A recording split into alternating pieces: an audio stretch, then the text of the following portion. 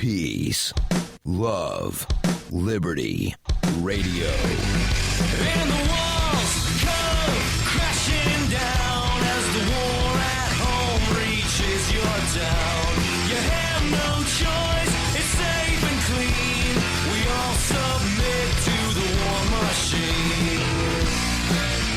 And every now and then you defeat the war machine. It's not often, but it does happen, and I saw it happen with my own eyes just yesterday. And if you listen to the show, you know that I do the show Monday, Wednesday, Friday, unless there are extenuating circumstances. And, well, this week there were extenuating circumstances. The war machine was attacking one of my friends. And, well, the fight took longer than I expected.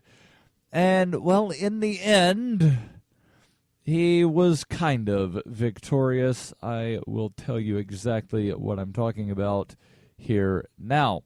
So, on Tuesday, a friend of mine, James Cleaveland, also known as Robin Hood of Keene, was in court. As was I, although he was the defendant. I was there as a court reporter. I was live tweeting the trial where James was arrested for filming a police interaction. Yeah, the actual charge, it wasn't filming. So let me tell you, the charges were disorderly conduct and resisting arrest.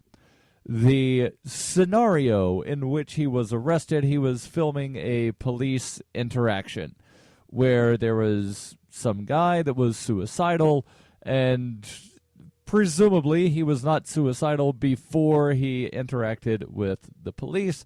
He allegedly stole something. The suicidal man, not my friend, suicidal man stole something, and police began chasing him because they're like, aha, we've got warrants and we want to ruin your life because you stole something small and petty. Ha ha ha.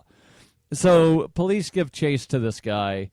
At some point he gets out on foot and starts running, and one of the police officers gets out on foot and starts running after him, and the suicidal man pulls a gun out of his hand or out of his bag, and he's carrying it in his hand, and he's pointing the gun at himself, at his head, puts it in his mouth at one point, and runs around an apartment building and sort of barricades himself against the side of the apartment in like a little alcove sort of area.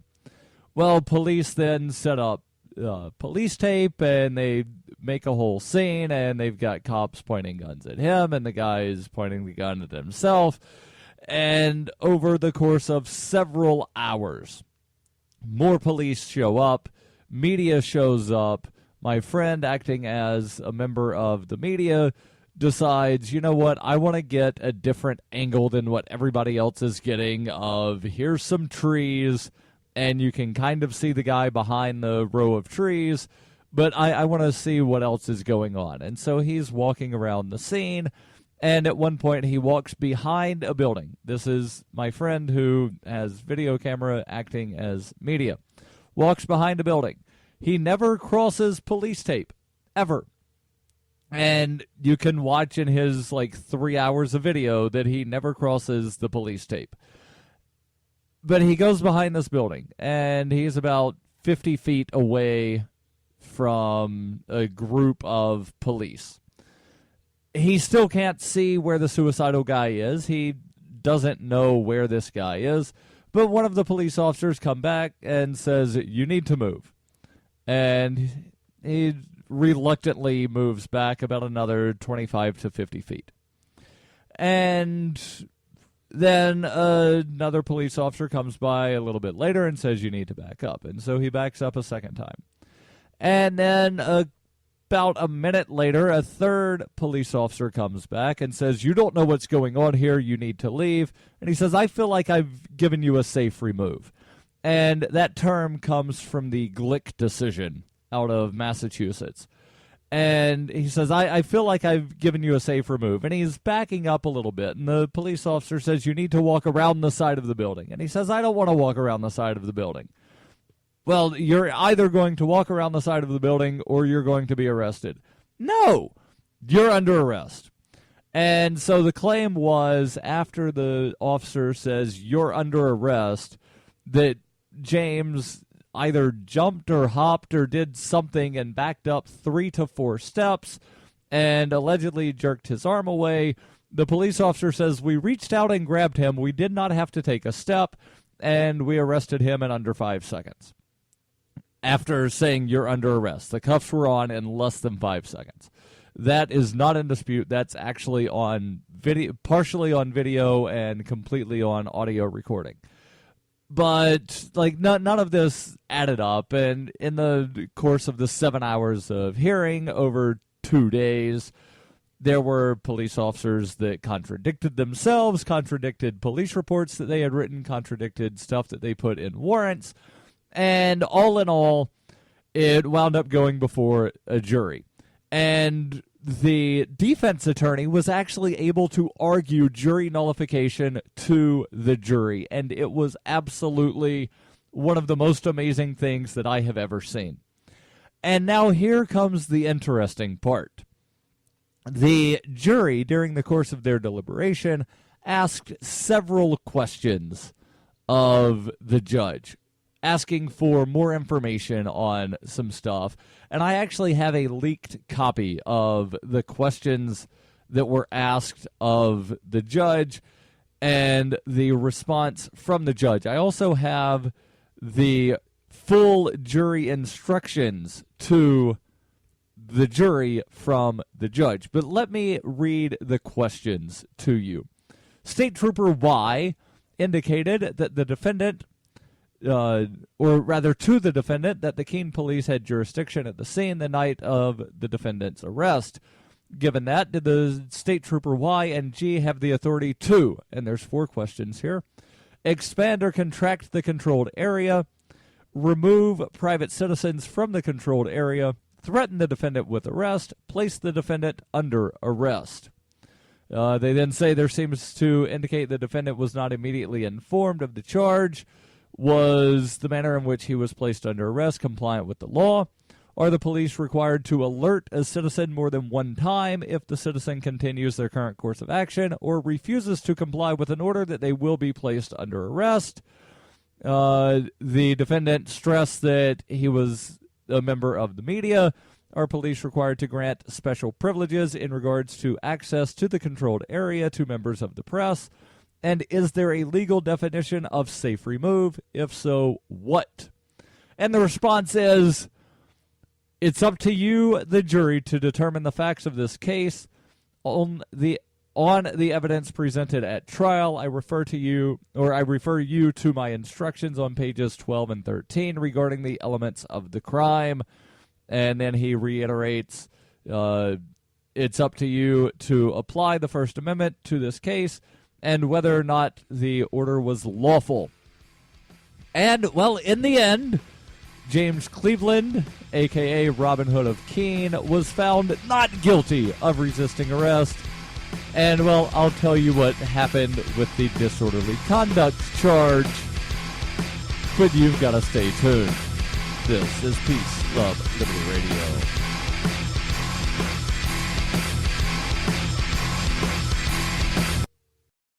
Why do they hate us? Is libertarianism compatible with Islam? Davi Barker answers these questions and more in Voluntary Islam and Other Essays. He advances the voluntarist cause with analysis of the confluence of values between Islam and libertarianism, as well as contemporary movements from the Tea Party to the Arab Spring. Voluntary Islam by Davi Barker is available from Amazon.com and all major bookstores. Bitcoin Not Bombs is a launching pad for nonprofits and social entrepreneurs into the financial freedom of the Bitcoin economy. Bitcoin Not Bombs offers premium publicity campaigns designed to facilitate an organization's adoption of Bitcoin as a payment system. Bitcoin Not Bombs is fully committed to being the hub of the nonprofit sector of the Bitcoin economy, maximizing the potential cross-promotion of all our clients and commercial partners. To learn more, visit bitcoinnotbombs.com. You can support FPP Radio by shopping online. Whether you're looking for precious metals, bitcoins, or books, you'll find that and more at shop.fppradio.com. Every purchase you make from one of my affiliates, like Namecheap, Spendabit, and Amazon at shop.fppradio.com helps fund FPP Radio. Or you can shop directly from FPP with Bitcoin in the Bitcoin store. That's shop.fppradio.com. You're listening to Peace, Love, Liberty Radio with Darryl W. Perry. Online at fppradio.com. So before I tell you what happened with the disorderly conduct charge in the case of State v. James Cleaveland, I want to make sure that I tell you about an amazing sponsor, the Lava Flow podcast. You're listening to this show, so I'm guessing that you're fed up with the government running every aspect of your life. Wait, you're not listening to the Lava Flow podcast yet? What is wrong with you? Go there right now, thelavaflow.com/listen. Pause this podcast and go to thelavaflow.com/listen. The Lava Flow podcast, channeling the flow of information to the libertarian, anarcho-capitalist, voluntarist, and agorist community. Subscribe today using any podcatcher at thelavaflow.com/listen. Or just go back to sucking up to the government. The Lava Flow podcast, striking the root every episode. So what happened in the case of State v. James Cleaveland on the disorderly charge? He was found not guilty of resisting arrest.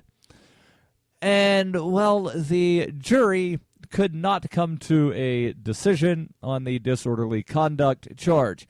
And apparently, the vote, the entire time of the nearly 5 hours of deliberation, the vote never changed from 6 to 6. Meaning that half of the jury said guilty, half of the jury said not guilty. They asked questions. They got answers. Well, they kind of got answers. The answer was, it is up to you, the jury, to determine the facts of the case based on the evidence presented at trial. I refer you to my instructions on pages 12 and 13 regarding the elements of the crime. The state has the burden to prove the elements beyond a reasonable doubt. And in regards to whether or not, or rather what the definition of safe remove is, and whether it was a lawful order, the response is, you are to follow my instructions regarding the application of the First Amendment to this case and whether or not the order of the police was lawful. Well, on that charge, they never changed. It was 6 to 6, thus a legitimate deadlocked jury. The prosecutor and the defense both agreed to declare a mistrial on the charge of disorderly conduct, meaning that James Cleaveland has defeated one of his two charges, and he might wind up going back to court on the disorderly conduct charge. It's now up to the prostituting attorney to determine whether or not to move forward with that charge, and again allow James to go before a jury of 12 men and women who, in New Hampshire, they say the defendant has placed himself in front of his country, of which country you are. That's to the jury. And that's a really weird statement that, like, the jury is the country. But nonetheless, that is what they claim. They also claim that all of the charges are against the peace and dignity of the state. And I contend that nothing can be in violation of the peace and dignity of the state because there is no peace or dignity to the state.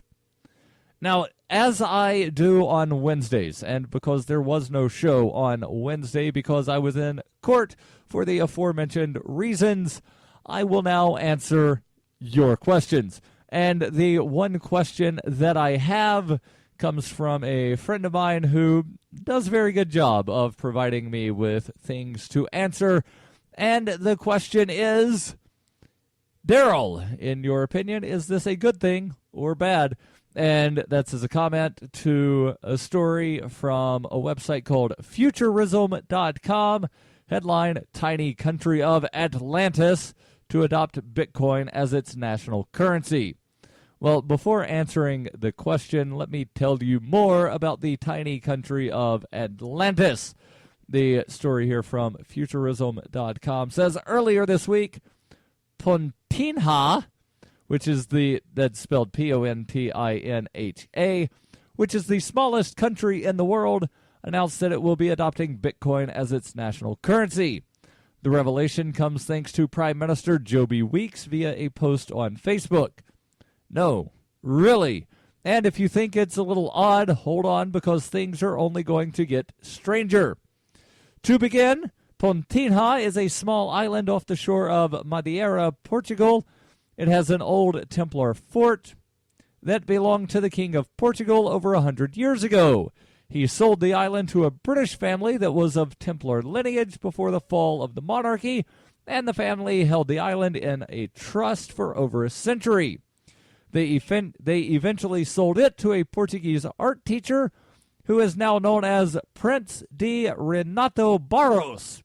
Of his little island nation, Barros stated in an interview with The Guardian in 2014, "There are 4 citizens, me, my wife, my son, and my daughter."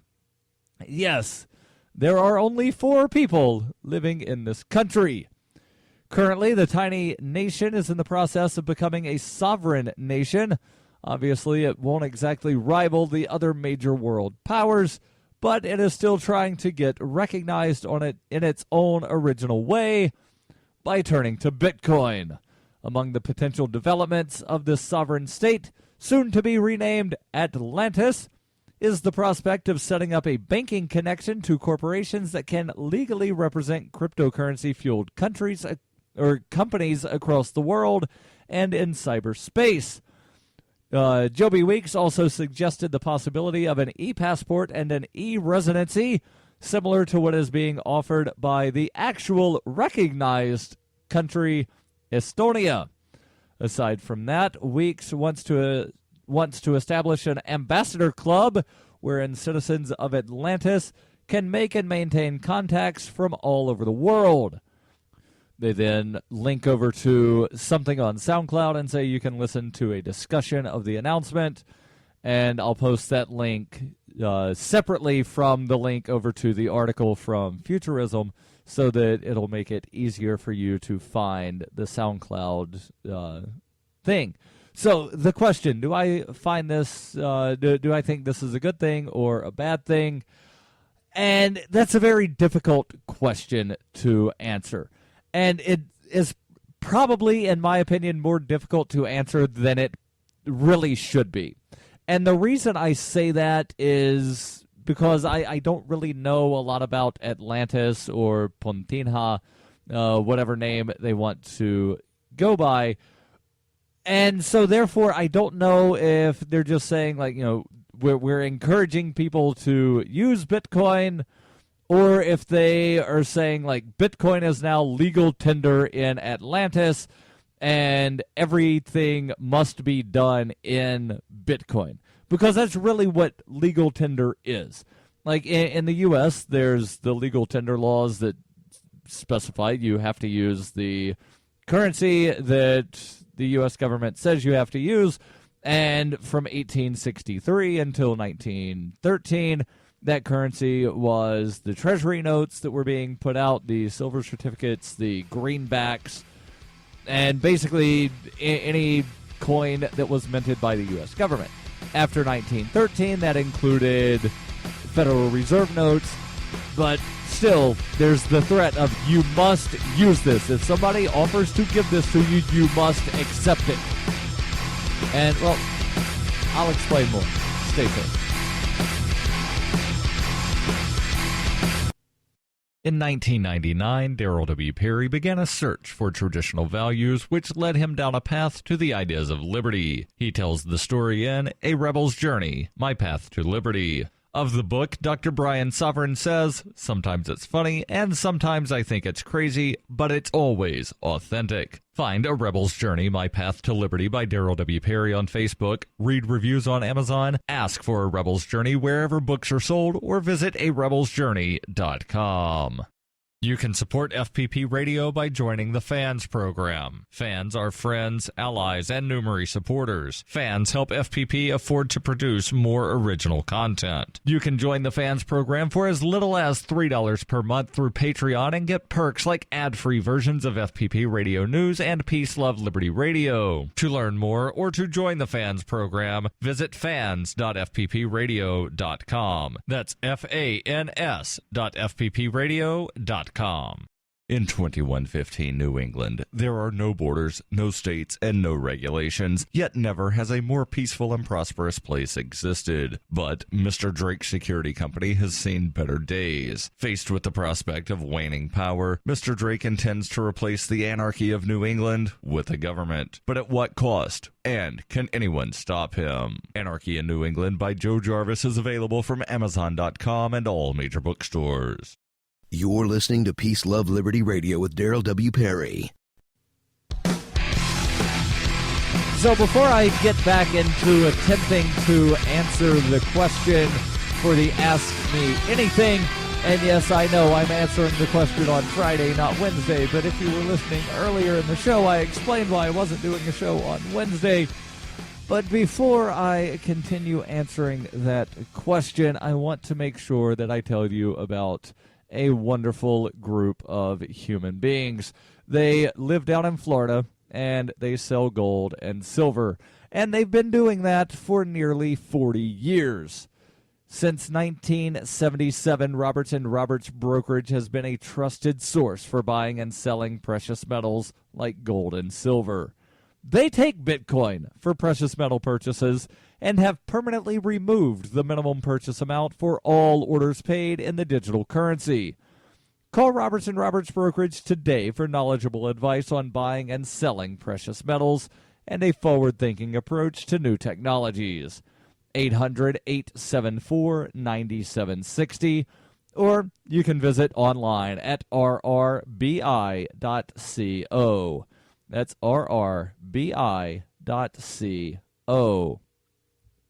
Now, getting back to answering the question about the adoption of Bitcoin as the national currency for the micronation of Atlantis, do I believe this is a good thing or a bad thing?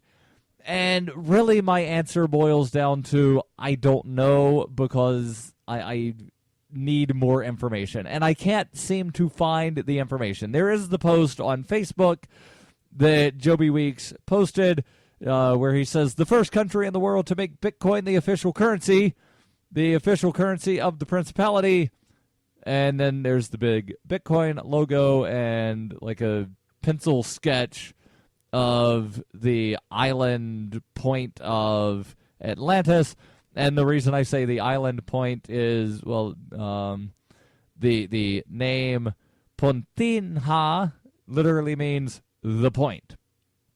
So you've got this micronation, and there's only 4 people that live there, but a guy that lives in the U.S. and travels around the world is the prime minister, and he says that Bitcoin's the official currency.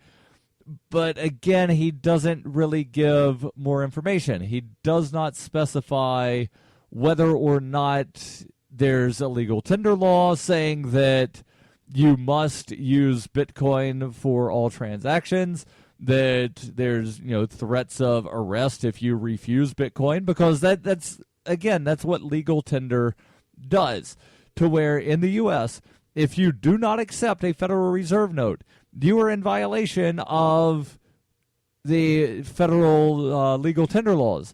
And it says right on the notes, this note is legal for all debts, public and private. So, I'm technically in violation of that when I do some of my transactions, because online, if you go to the Bitcoin store from Free Press Publications, you can only purchase books directly from me online using Bitcoin. Now, in person, yes, I'll take your dollar bills, and I'll take silver. And, like there could be some kind of way to where, like, if you are really adamant you want to buy some books with silver, send me an email, we can work something out. But it's not necessarily, something that's feasible to have as an option in the store. But based on, like my understanding of legal tender laws, I might actually be in violation of those by not accepting credit card payments, because credit card payment, it's all ones and zeros in electronic sort of thing. But eventually credit cards are backed to some extent, or they're, electronic representations of dollars.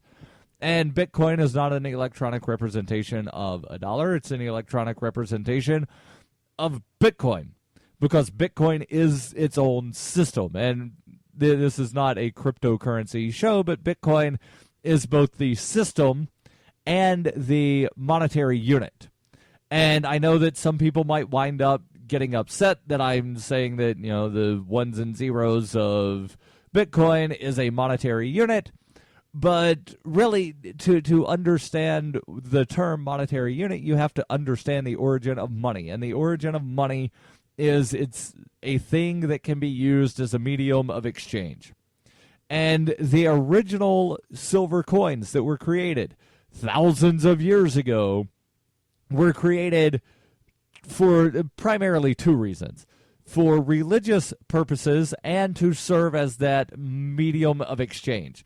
To where in ancient Babylonia, people would take, some amount of their crops to the temple, and primarily it was wheat. They would take the crop to the temple, they would make the offering at the temple, they would get a silver coin called a shekel. Shekel actually means wheat. And they would then take the silver coin to one of the temple prostitutes. They would use that as payment to the temple prostitute.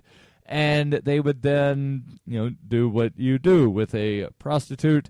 And that was an act of fertility with the goddess, who the prostitutes were there as representations of. And the act of, making, having carnal relations, if you will, with the prostitute was, in essence, a way of asking the goddess for fertility. Not that you wanted to get the prostitute pregnant, but you're going through that reproductive method with the prostitute in hopes that the goddess will bless you with a more bountiful crop the next year. And that's how we got money as we think of it, is it was that medium of exchange. So instead of giving the prostitute your bushel of wheat, you would make the offering to the priest at the temple. The priest at the temple would give you the silver coin. You would take the silver coin to the prostitute. And then the silver coins became something as a medium of exchange other than direct barter. And that's really, I've heard some people say, well, Bitcoin's just a barter tool. Well, in that case, dollar bills are a barter tool as well, because when I go shopping, I don't necessarily carry around product to try to say, do you want this product? Do you want this product? Well, I want this thing you have, but you don't. I don't have anything you want. Okay, so I'll give you these dollar bills that basically serve as a barter instrument. And then you can take this barter instrument and go buy whatever you want and replenish your stock. That's really what all money is. All money is a barter tool. So again, to answer the question, I really need to find out if there's a legal tender law in Atlantis or the what was the other name here, Pontinha, to really know whether or not I think this is a good thing. If they're just encouraging people to use Bitcoin, okay, yeah, it's a good thing. If you're mandating everybody that's a citizen of Puntinha/Atlantis must use Bitcoin, no, not cool. Not cool at all. If you're saying that we'll let you buy a passport with Bitcoin, yeah, okay, that's kind of cool. I'll give you some Bitcoin for a passport just because, like, you know, I like the novelty of having, you know, a passport from a micronation, but otherwise, like, if there's any force at all behind it, not good, not cool, don't like it, don't want to do it. Hey, don't forget, every Wednesday I answer those questions. Send them to me, AMA@FPPradio.com.